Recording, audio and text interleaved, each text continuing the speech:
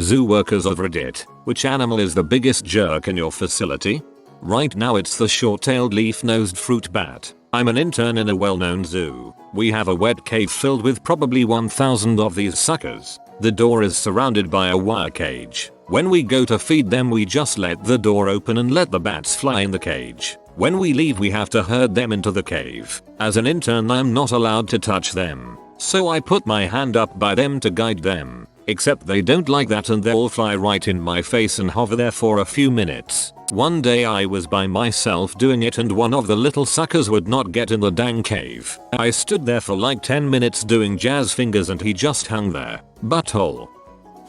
Cassowary. If anyone need to enter their enclosure they had to be 2 others in riot gear. Nothing makes you crap yourself more than scrambling behind them and hear the karate kick off the god smashing a shield behind you. I'm 100% certain velociraptors still exist and they just pretend to be these buttholes when they lose their teeth.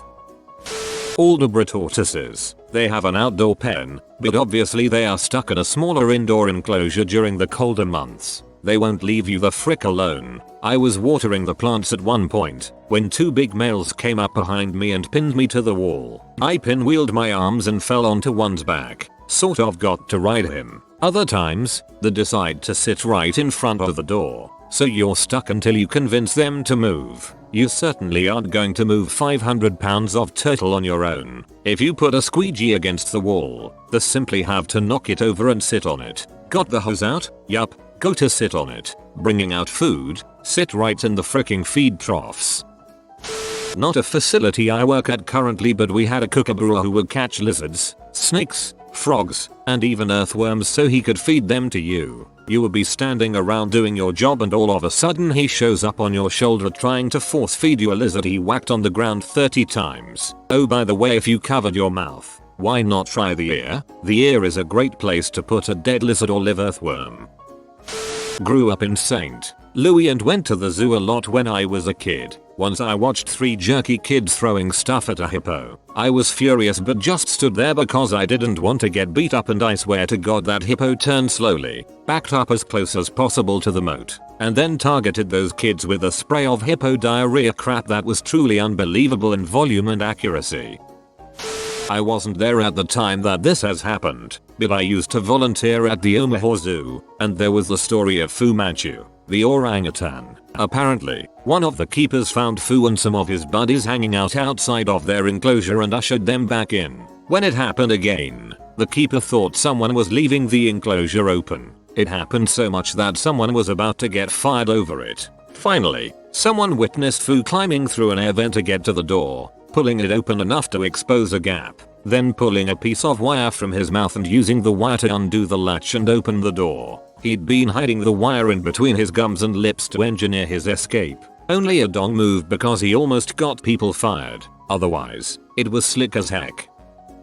I'm sure there are probably problem animals in the other areas of my zoo as well, but the animal that is the biggest jerk that I have worked with takes the form of a baby camel. Now most people don't think about camels as dangerous animals usually, but a quick Google search will show you plenty of videos displaying just how strong and terrifying they can be. Fortunately that's not an issue for us. All of our camels are well trained and pretty well behaved so long as you don't leave anything sitting around them that you aren't prepared to have eaten by one of the giant lugs. Except for one. This baby camel was orphaned by her mother, so she has been raised by us for the most part. Usually she is pretty sweet and fairly easy to get along with. But I have never seen an animal go through bigger mood swings than her. One moment she will be rubbing up next to you looking for attention, but the next moment you have your back turned she will be half reared up and ready to kick. And then after failing to murder you she will try to come back to you for more affection like none of it ever happened. She would use any reason as an excuse to try and attack one of us too.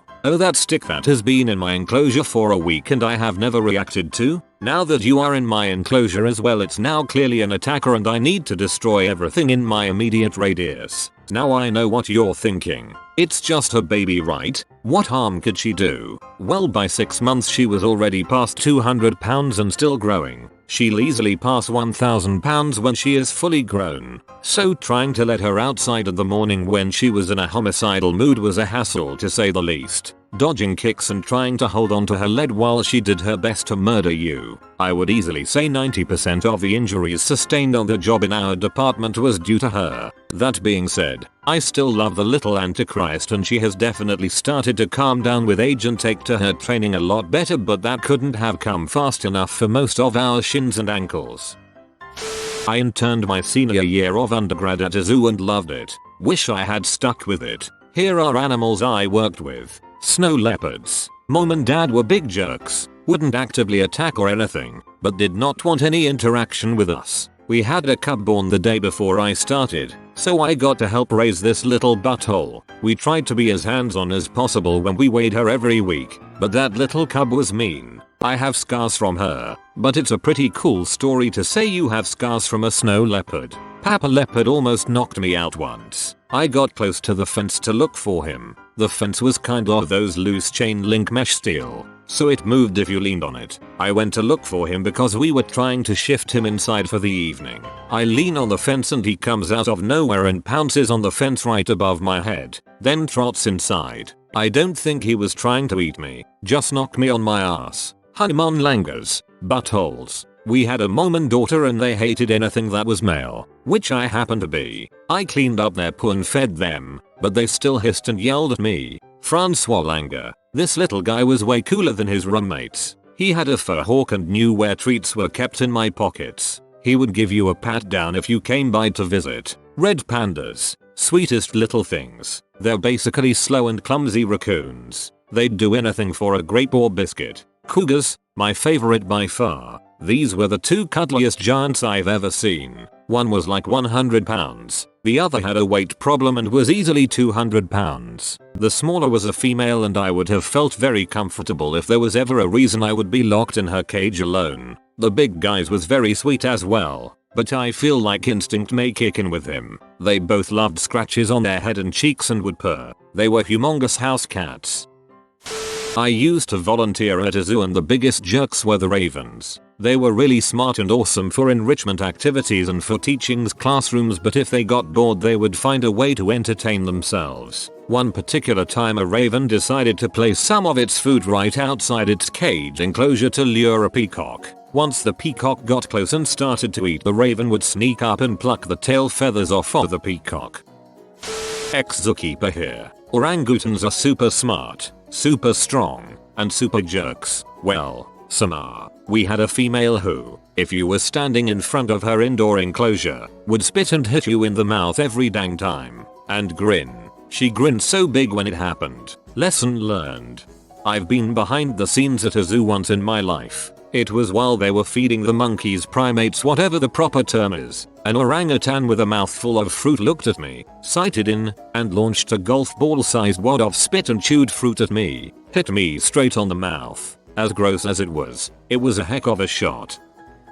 When I worked as a zookeeper intern, I think the biggest jerks were the emus. It was the summer of 2004 and the emus shared an exhibit with the wallabies. The exhibit wasn't high security. It was essentially a fence made of dried bamboo stalks. Wallabies are super cute, and while we didn't have an area where they are in the same space as visitors, some zoos do, wallabies are not typically threatening in any way. The emus were big jerks. They constantly pecked at the wallabies and were generally a pain. But they weren't separated because they didn't cause actual injuries. The wallabies eventually got their revenge and freedom. One night, one of the emus ran into the fence and sort of gently impaled itself. It wasn't badly injured, but it did fall down after the injury. What did the wallabies do? They kicked it in the head until it was dead. The wallabies and emus were separated the next day. Side note, zebras are jerks. 2. Our zebras shared an exhibit with the giraffes. We had a giraffe platform where visitors could feed the giraffes carrots, grain, and other goodies, according to the giraffe diet, of course. The zebras wanted the goodies and would kick the giraffes, so the giraffes would drop their food. Then the zebras would eat it. Eventually got their revenge and freedom. Yay. Kicked it in the head until it died. Oh. Not quite the same thing, but I volunteered at an aquarium while in high school. I later worked at another aquarium, but that's besides the point. I used to talk at different exhibits. The worst was beluga whales, at least it was for me. It's the first stop and lots of people come and I was just too anxious to go on mic in front of that many people. One of our whales was a young male. He interacted with the guests the most, often pushing his melon against the glass and blowing out water. There are videos of him with a mariachi band and at weddings during ceremonies. So yeah, a young male whale. Young male whales are excitable, if you catch my drift. Sometimes he would get so excited, he would rub himself on the biggest piece of glass. He only seemed to do this on the busiest days or days we had lots of kids. Normally I would talk about other stuff and people just kind of pointed and laughed. Some people would ask what was happening, to which I would reply, "Oh, you know how young guys are." People usually got it after that. One day, on a super busy day, the whale rubbed himself until climax. Whale come for everyone to see. I was barely 16 at the time, and I was mortified when kids ran up to ask me what the explosion was. Whale just swims away, the smug bastard. Our local zoo used to have peacocks walking around freely. Those little suckers hated people, chased lots of small children before they got kicked out. Many zoos allow their peacocks to wander freely. I'm not sure why, but I've seen it at multiple zoos in the last few years.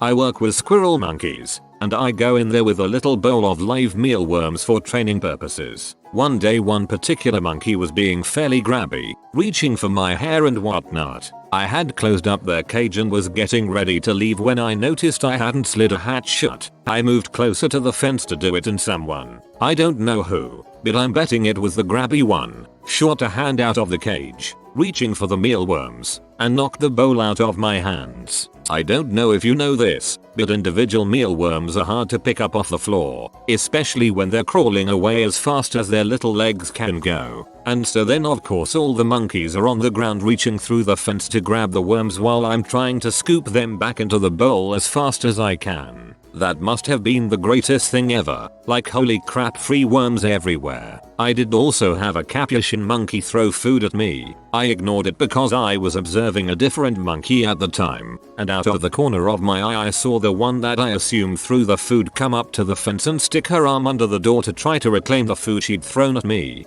but it was out of her reach. Karma. Swans are pure devil's spawn. They want to kill anything that moves near them. Sweet harmless baby ducks born on the pond initiate murder instinct. Man who feeds me and cleans my awful poop every day, start up the murder protocol. Even the dumbest of invertebrates knew that we fed them and would be kinder. Swans see you bringing them food from across the park and are furious that you stole my food I never had and put it in that bucket you're bringing toward me, and I am going to beat the heck out of this groundhog near me because of it, and then try to murder you. Swans are the worst. Monkeys. Definitely the monkeys. They are cunning, fast and incredibly strong for their size, and they would find any opportunity to mess with you. Ironically, we had an enormous tiger that had been part of a circus, and while it weighed a couple of 100 pounds and could have killed you with just a swat of its paw, really just wanted to be petted, it was more likely you would be crushed when it pushed its head against you for a good scruffing. You have been visited by the sleepy Donald of huge dreams. Comfy dreams and restful sleep will come to you, but only if you post sleep tight Trump. If you are new to the channel, you can subscribe. I publish new videos every day. Until then, check another video, or don't. Either way, have a great day you magnificent people.